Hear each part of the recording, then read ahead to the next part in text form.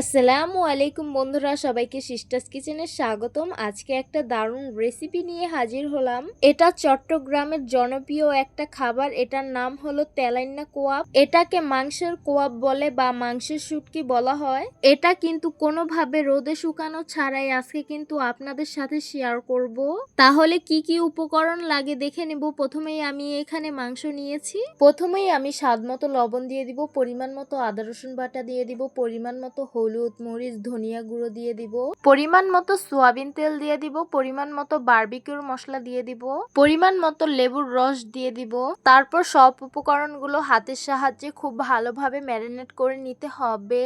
এটা তৈরি করতে কিন্তু একদমই সময় লাগে না, আপনারা বাসায় তৈরি করলেই বুঝবেন। আর এই মাংসটা দিয়ে কিন্তু ঝোড়া ভাজি করে খেলেও হয়। মাংসের ঝোড়া এটা ভাজি করে খেতে কিন্তু দারুণ লাগে। তো আমি মাংসটা খুব ভালোভাবে ম্যারিনেট করে নিয়েছি। এখন আমি আধা ঘন্টার জন্য রেস্টে রেখে দিব। তো আধা ঘন্টা পর চলে আসলাম, চুলায় একটা পাত্র বসিয়ে দিলাম। কুচিয়ে রাখা পেঁয়াজগুলো দিয়ে সামান্য ভেজে নিতে হবে। পেঁয়াজগুলো হালকা করে ভেজে নিয়েছি। গোটা 10 কাঁচামরিচ দিয়ে খুব ভালোভাবে ভেজে নিতে হবে। তারপর একটা সাইডে উঠিয়ে রেখে দিলাম। আবারও একটা পাত্রে সয়াবিন তেল দিয়ে দিলাম। তারপর দিয়ে দিব গরুর চর্বি। আমি এখানে সামান্য তেল ব্যবহার করেছি আর গরুর চর্বিটা একটু বেশি ব্যবহার করেছি।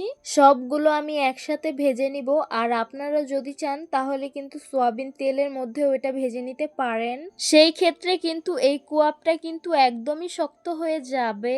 আমার মতে যে এইভাবে করে কিন্তু চর্বির মধ্যে করে ভাজলে খুবই ভালো হয় আর টেস্টও ভালো আসে আর তেলটাও কম লাগে।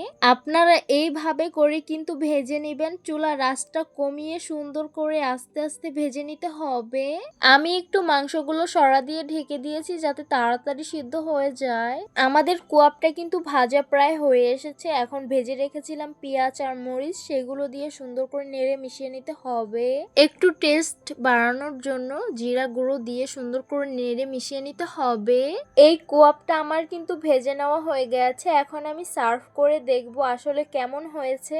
দেখুন কত সুন্দর হয়েছে। এটা আসলে এইখানে সুন্দর আসতেছে কিন্তু ক্যামেরাতে একটু কালারটা চেঞ্জ হয়ে গেছে। আসলে কালারটা অনেক সুন্দর আসছে। আশা করি এই রেসিপিটাও আপনাদের ভালো লাগবে আর অবশ্যই এটা বাসায় তৈরি করবেন।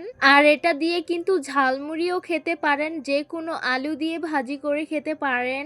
অনেক রকমের খাবার খাওয়া যায়। আমাদের ভিডিওটি যদি ভালো লেগে থাকে অবশ্যই চ্যানেলটি সাবস্ক্রাইব করবেন আর যারা আমার ফেসবুক পেজ থেকে দেখছেন পেজটি ফলো করবেন। আবারও কোনো রেসিপি নিয়ে দেখা হবে। আল্লাহ হাফিজ।